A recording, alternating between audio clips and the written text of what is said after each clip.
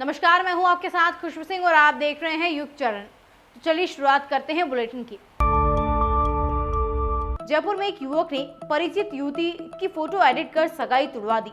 आरोपी युवक से शादी नहीं करने पर जिंदगी बर्बाद करने की धमकी दी, युवती से छेड़छाड़ की। आखिर परेशान होकर युवती ने आरोपी के खिलाफ करधनी थाने में एफआईआर दर्ज करवाई।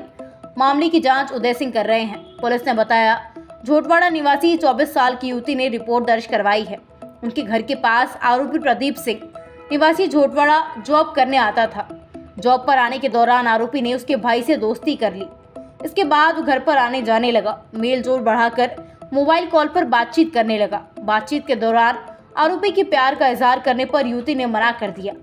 दोस्ती करने का दबाव बनाने के लिए मोबाइल में खींची उसकी फोटोज को एडिट कर वायरल करने की धमकी दी। बात नहीं करने पर फेक आईडी से एडिट फोटोज को वायरल कर दिया। शादी की बातचीत का पता चलने पर लड़के वालों को एडिट फोटोज भेजकर सगाई तुड़वा दी। पाकिस्तान की संसद यानी नेशनल असेंबली बुधवार देर रात कार्यालय खत्म होने से 3 दिन पहले ही भंग कर दी गई।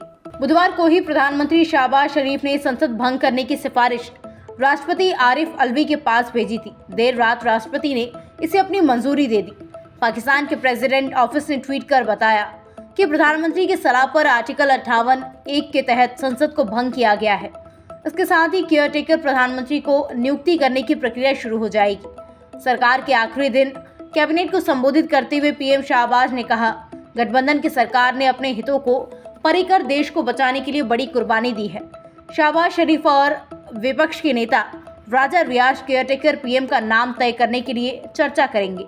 अगर इन दिनों में 3 दिनों के भीतर सहमति नहीं बनी तो मामला संसदीय कमेटी के पास चला जाएगा।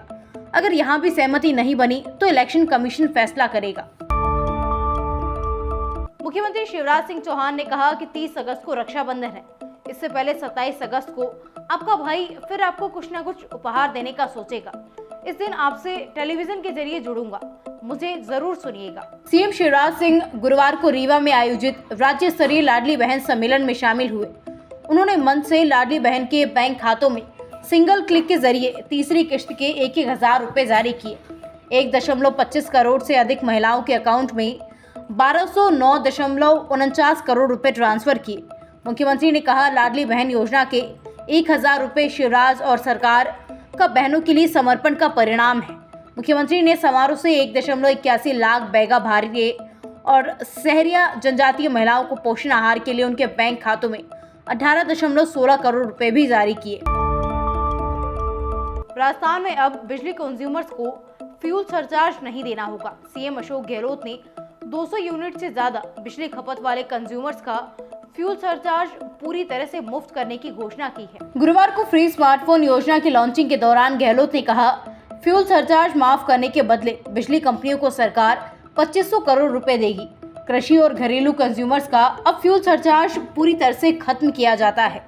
गहलोत ने कहा, प्रदेश से लोगों की डिमांड थी कि फ्यूल सरचार्ज खत्म किया जाए। पहले 200 यूनिट तक फ्यूल सरचार्ज माफ था, अब कितने ही यूनिट हो कोई फ्यूल सरचार्ज नहीं देना होगा। सीएम की इस घोषणा से आम बिजली कंज्यूमर का हर महीने का बिजली का बिल अब कम हो जाएगा। अगले बिल में इसका असर देखने को मिलेगा। सीएम की घोषणा के बाद सभी बिजली कंपनियों ने एक्सरसाइज शुरू कर दी। बिलिंग सॉफ्टवेयर के डेटा को अपडेट किया जाएगा। सुपरस्टार रजनीकांत की फिल्म जेलर 10 अगस्त को सिनेमाघरों में रिलीज हो गई और गुरुवार को पूरे साउथ में जेलर की रिलीज का जबरदस्त जश्न मनाया गया। अपने फेवरेट स्टार की मूवी देखने के लिए फैंस बेकाबू हो गए। सुबह से ही फैंस की भारी भीड़ थिएटर्स के बाहर नजर आ रही थी। सोशल मीडिया पर फैंस के कई वीडियो और फोटो सामने आए, जिसमें एक बार फिर रजनीकांत की दीवानगी लोगों के बीच देखने को मिल रही है। भीड़ ने ढोल नगाड़े पर डांस किया तो कहीं लोगों ने रजनीकांत के पोस्टर पर दूध चढ़ाया। जेलर फिल्म रिलीज के पहले ही सारे रिकॉर्ड तोड़ चुकी है। इस फिल्म ने एडवांस बुकिंग में ही 122 करोड़ रुपए की कमाई की है। जेलर का कुल बजट 240 करोड़ रुपए है, मतलब फिल्म की लगभग आधी कमाई रिलीज से पहले ही हो चुकी थी। आंध्र प्रदेश और कर्नाटक में फिल्म की प्री रिलीज कमाई 12 करोड़ की है। वहीं इंडिया ही नहीं बल्कि जेलर का क्रेज विदेशों में भी देखा गया। भारत के अलावा विदेशों से भी फिल्म की प्री बुकिंग से 30 करोड़ रुपए कमाए हैं। इतना ही नहीं, साउथ में तो फिल्म देखने के लिए कई कंपनियों ने अपने स्टाफ को छुट्टी तक दे दी। अगर आपको युग चरण की न्यूज अच्छी लगी तो हमारे चैनल को सब्सक्राइब कीजिए और अधिक से अधिक शेयर कीजिए और अगर आप अपनी राय हमारे साथ साझा करना चाहते हैं तो कमेंट बॉक्स में कर सकते हैं। तब तक के लिए यूं ही बने रहिए युग चरण के साथ।